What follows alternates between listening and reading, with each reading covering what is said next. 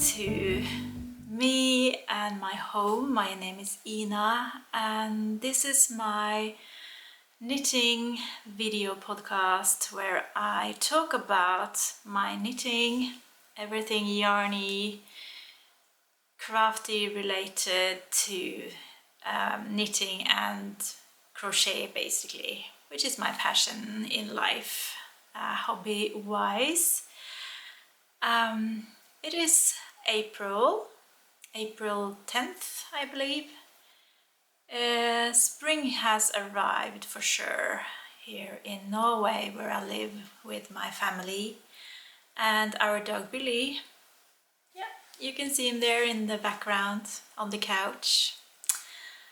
I have to admit that this time of year my garden fingers starts to get a little bit restless. I just want to grow plants and flowers and vegetables and all of the things. I suspect that some of you can relate to that.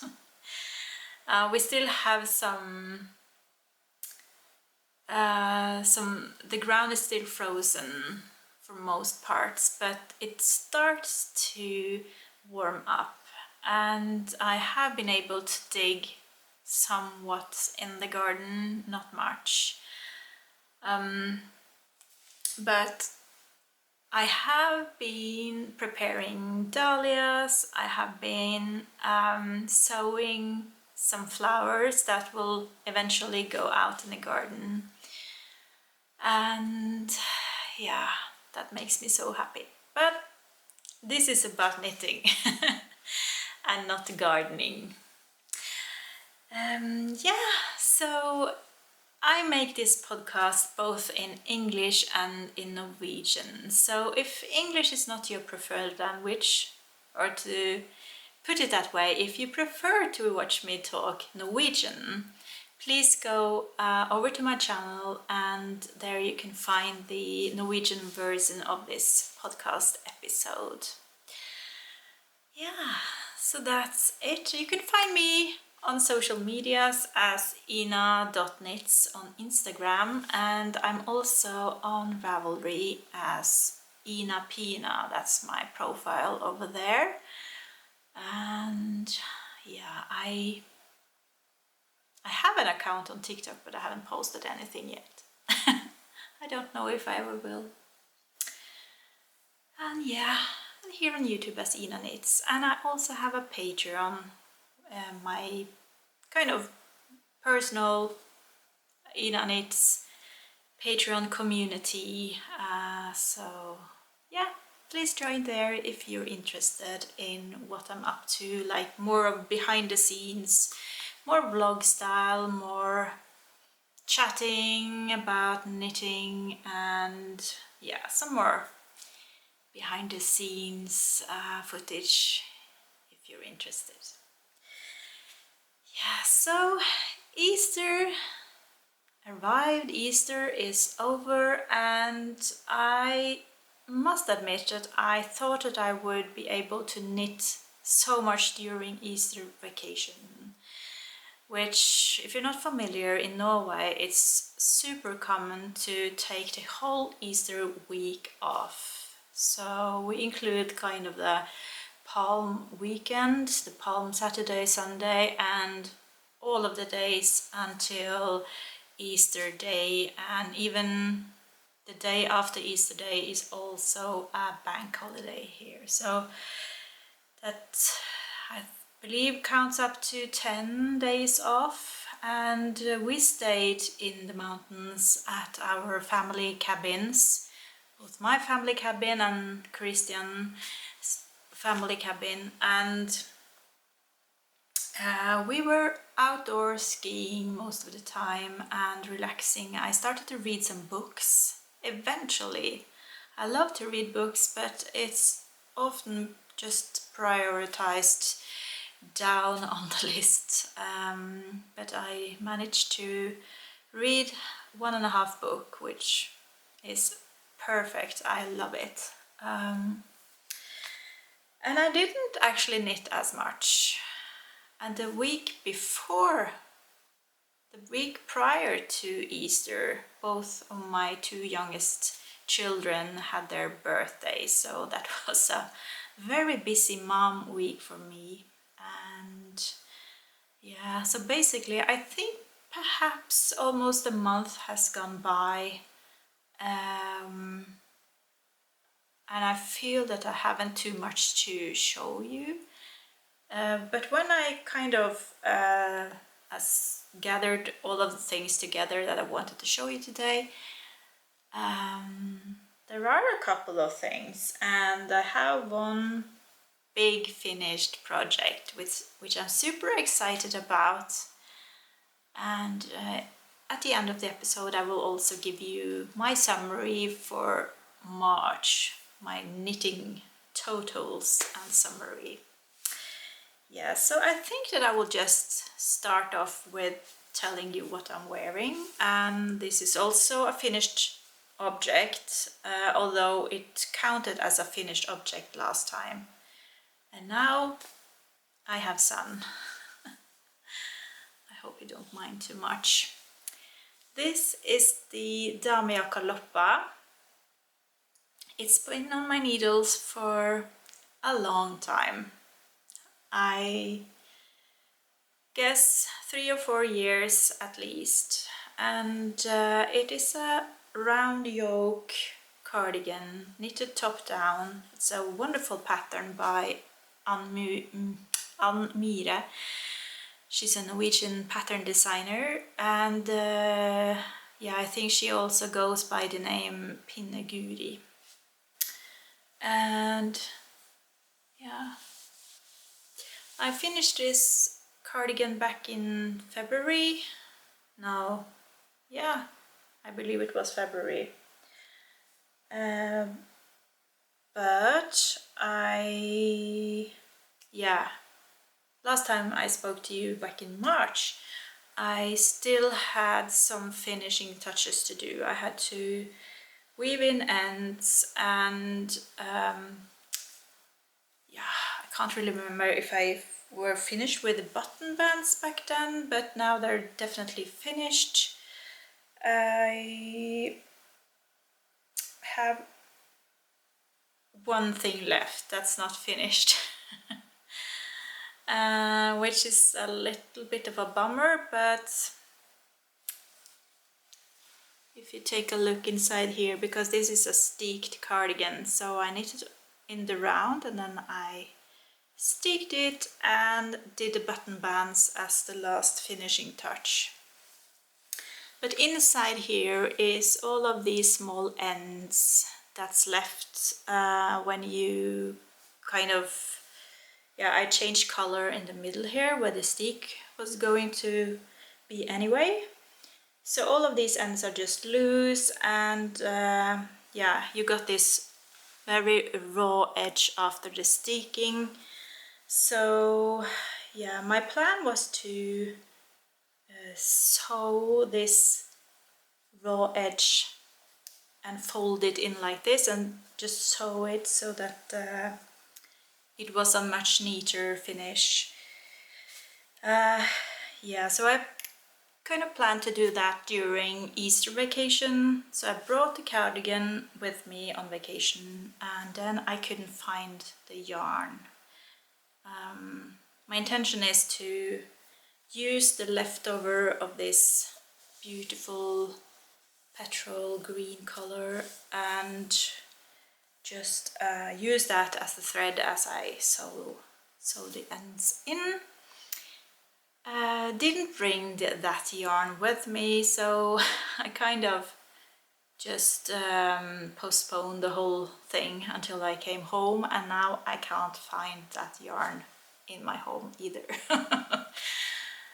So I have to dig deeper and just try and get hold of it in order to finish this completely. But I did wear it, but I don't like, it tends to kind of flap out a little bit every now and then you definitely see that this is not looking great at all. yeah, but I love my new cardigan. I didn't do any buttons because I tend to wear them open anyway. I really like an open cardigan like this. But I might consider to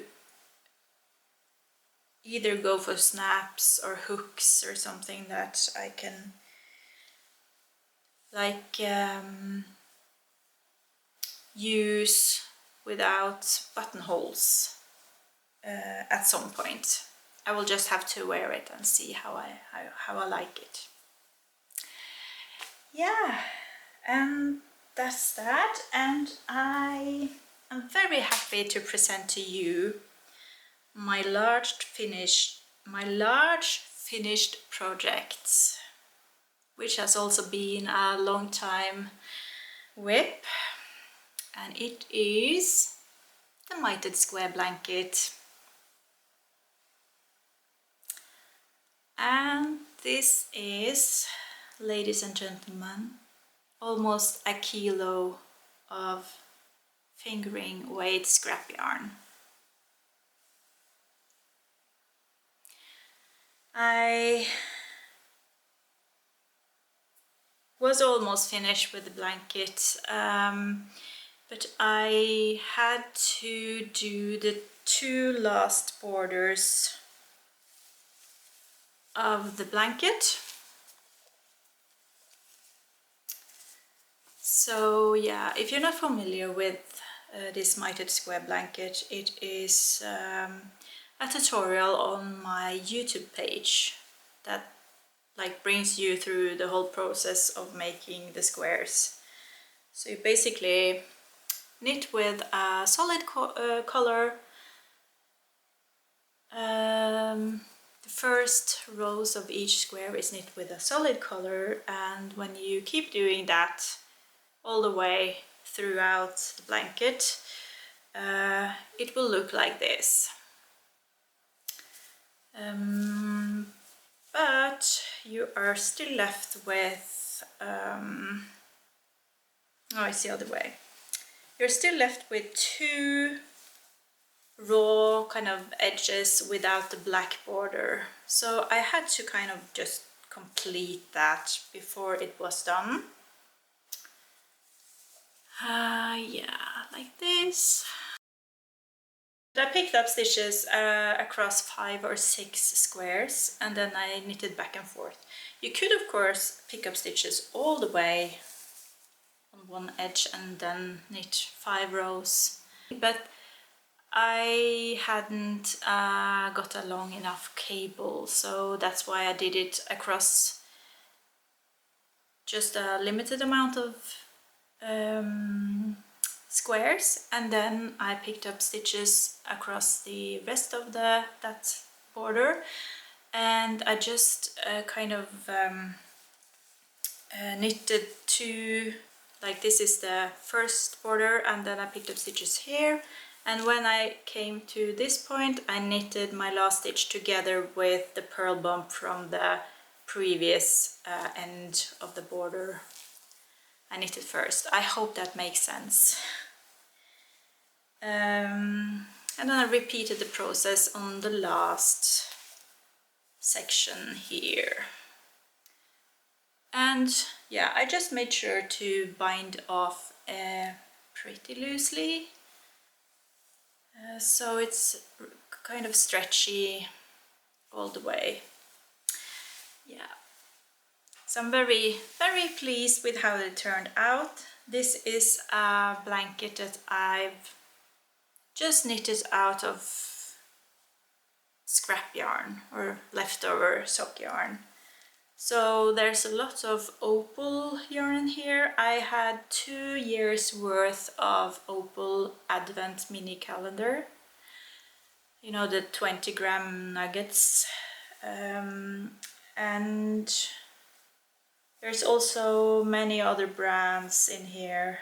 So, and some of the squares are even knit out of almost sport weight yarn. So it's very forgiving.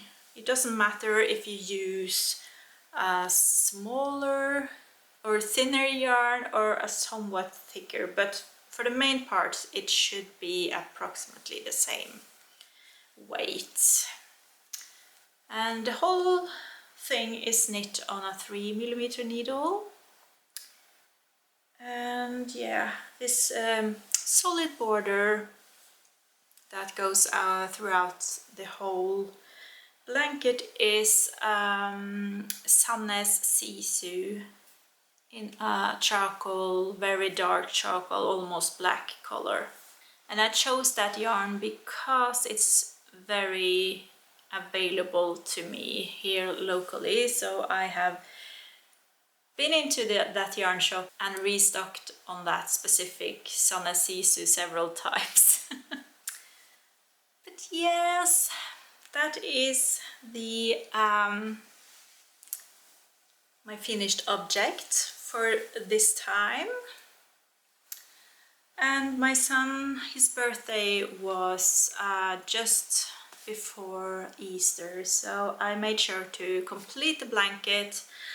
I threw it in the washer.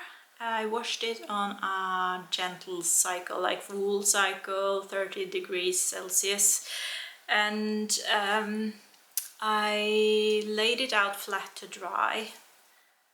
Actually that day it was pretty nice weather outside, so I could put it on the deck,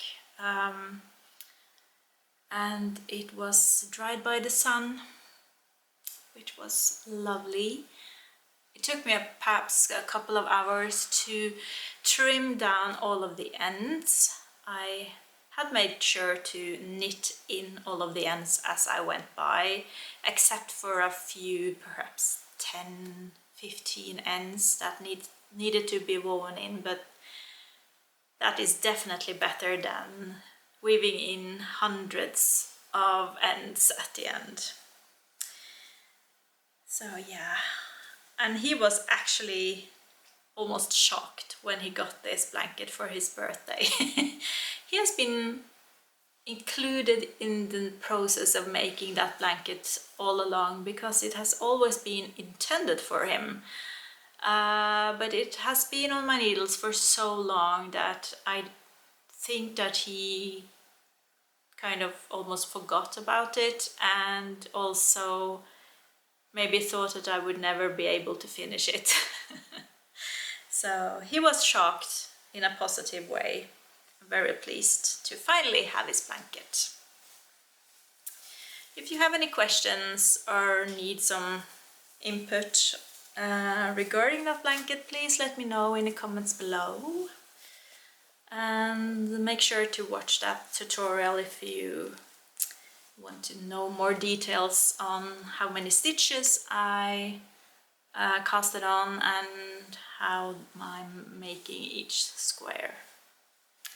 On my needles are a couple of things. I have been mainly working on my Terracotta sweater by Lene, Holme, Samsøe.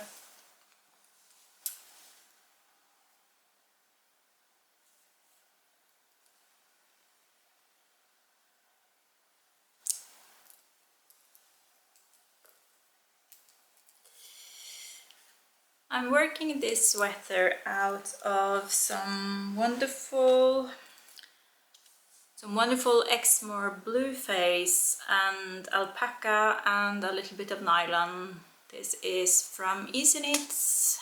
The base is called Big Boy and the color is Snowdrop. So it's a woolly yarn, but it's very light and pretty soft, I would say. And yeah, I think that I was around here maybe when I last showed you the sweater. So I completed the body. I did the whole ribbing section while in the car on my way to the cabin for Easter vacation, and I have completed the hem with an Italian bind-off. I've also picked up stitches and knitted the collar. And yeah, and then I picked up stitches and knitted the first arm. So now I'm at the point where I'm going to do the Italian bind-off down here. And I've kind of started to pick up stitches for arm number 2. So I have loved knitting this sweater. It is a wonderful knitting project. My only concern is that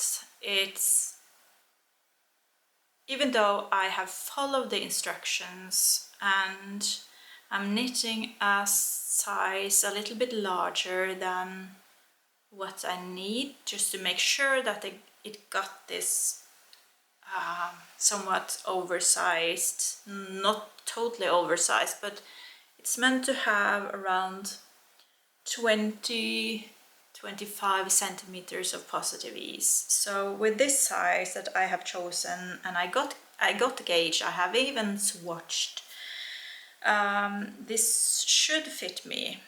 And I have tried it on as I have been knitting on it, but there's something that's not right. I have knitted the body as long as instructed in the pattern, but it is still way too short for me, and I don't understand why. It doesn't seem to be a very cropped sweater on the pictures, so I don't know if I've done something wrong, or yeah, I really don't know. But it is a little bit short, and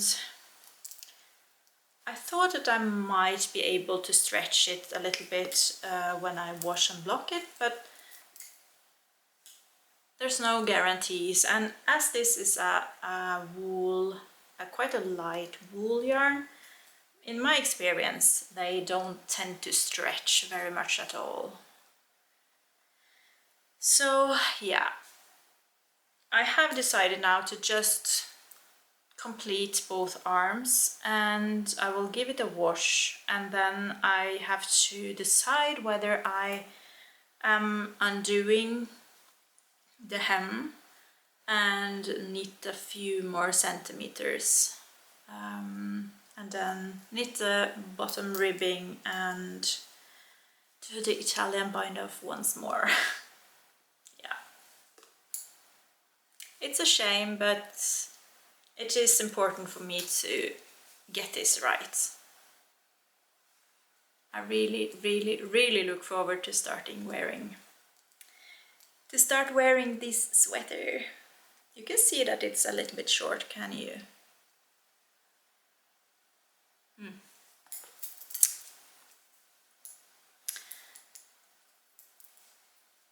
Yeah, anyway, it's a fun project, and hopefully next time I will be able to present to you a finished sweater. That's my hopes anyway. So I have mainly been knitting on the terracotta sweater. The other project I've been knitting a little bit on every now and then is this one. This is my Easter spring sock, due to these colors, they are very spring colors to me. This is a Fortissima color. The color number is 2493. It creates these self-striping, fun-looking socks. This is sock number 2, by the way, and it's not a super progress. I I'm knitting 1 or 2 or 3 rounds every now and then. I bring them in my handbag. So yeah, whenever I have some moments when I could knit a little bit, I pick it up and do some stitches, and then I tuck it in back in again. But that's alright. It's important to have a knitting project for every occasion, isn't it?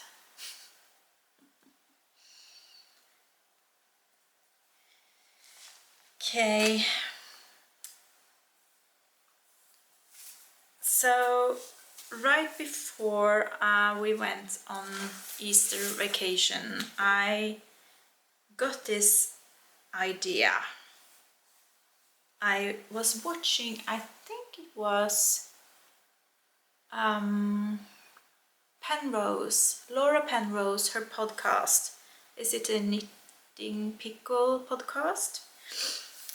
She has been crocheting a lovely blanket, or several blankets, but I was looking at a podcast episode where she showed that she started a blanket with crocheting some circles and then making them into, I think it was hexagons, and then attaching them together. And I searched on YouTube to see if I could find some tutorials on how to make these circles.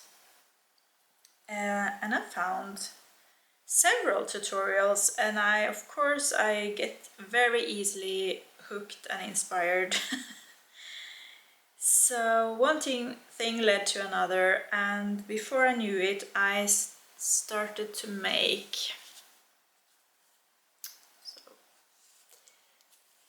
some, I don't remember what this pattern is called, but I thought it was so cute. It's almost like a sunflower. And I just found a lot of DK weight yarn, and I made a lot of these circles, these flowers, and different color combinations.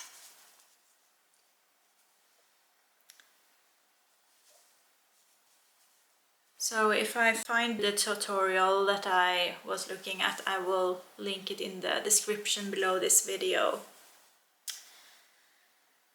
I have no idea what I'm going to do with, with all of these yet. But I have gathered a whole bag full of yarn, and I'm thinking that I might just continue doing these, making them into squares, and I have kind of a vision of creating a cardigan, a larger, more like oversized garden cardigan, I don't know. Something that I could just throw on, and while I'm out in the garden doing garden work or sitting down for a cup of tea or coffee, enjoying a little bit of time outdoors. Yeah, I've seen a lot of these, both pullovers but also open cardigans made out of a lot of granny squares and similar crocheting techniques, and they're joined together with one solid color, for instance off-white or something, and I think they're really cool. So yeah, I have a vision of making something like that. It's just something in the back of my head. We will see if it will actually happen, and if not, I could always throw it together to make a tote bag or something like that. So yeah.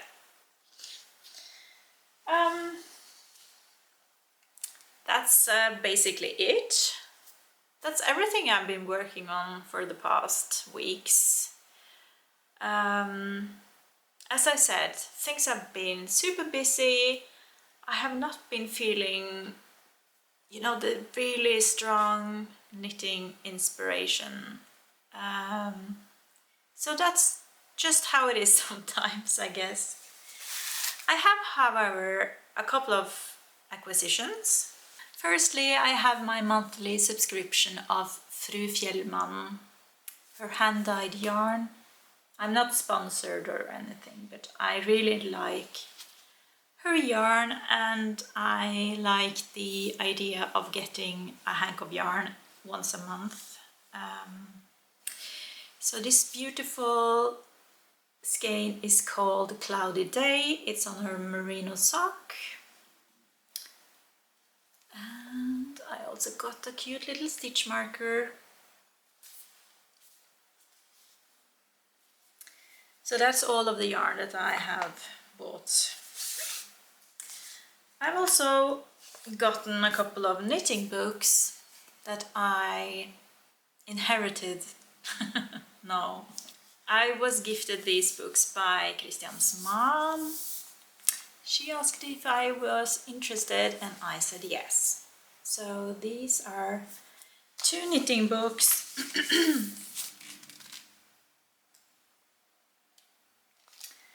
They're both in Norwegian. This is the Arne & Carlos Strikk fra Setesdal, which basically is knit from Setesdal. Setesdal is a valley, a place in southern Norway, and there's a lot of old knitting techniques that origins from this area, and they have just created a beautiful book where they kind of make their own designs, and this is their own take on the knitting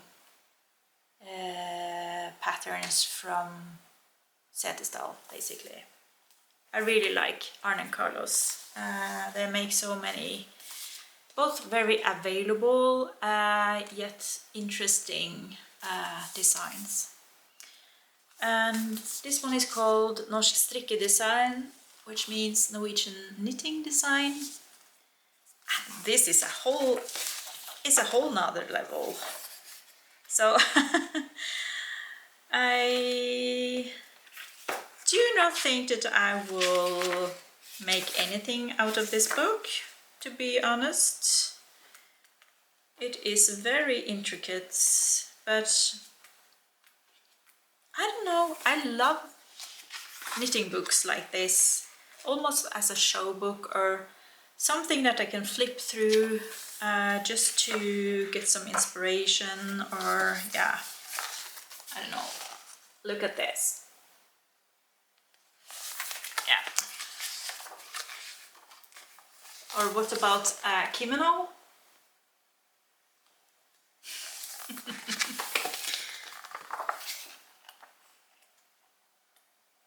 Yeah, so I love my knitting books, even though I don't use them very often, but yeah, I love to browse through them and get some inspiration every now and then. So my knitting summary for March is the following. I finished 3 projects during the month of March. Those were my Loppa cardigan, it was the mitered square blanket for my son, and I also completed a pair of scrappy socks on March 1st, and I showed you those scrappy socks in my last podcast episode. So 3 projects. I only started 1 new project, and those are my Easter spring socks. I also took up 1 other UFO, but I didn't complete it. So I knitted a total of 1,341 grams of yarn. So those are out of my stash. Yay! very pleased with that. I purchased one hank of yarn, the Fru Fjellman yarn, so that's 100 grams worth of yarn into stash. I also have a UFO status. I counted all of my UFOs in the beginning of the year, and back then I had 20 or 21 UFOs. And by UFOs I mean older works in progress from last year or older than last year. And I completed 2 of them in March, so I now have only 11 left. I had 13 by 1st of March and now I have 11 left. So I still have strong beliefs that I will be able to crank out all of them throughout 2024, which is very, very good. Yeah, so that concludes my knitting talk to you today. I have some knitting plans. I don't think I will talk too much about it right now, but stay tuned. Hopefully I will be able to give you another podcast in April, and then I can talk more about my knitting then. And yeah, I'm still going to work on my older whips and try and complete my terracotta sweater, of course, which has been my main focus for weeks now. So I hope that you are doing super well and that you are knitting happily on projects that make you happy and cheerful and that brings you joy. And I hope you enjoy springtime as much as I do. Especially if you live in the northern hemisphere. If not, you might get into a more fall-like time of the year, which is nice too. So yeah, take good care and happy knitting. Bye.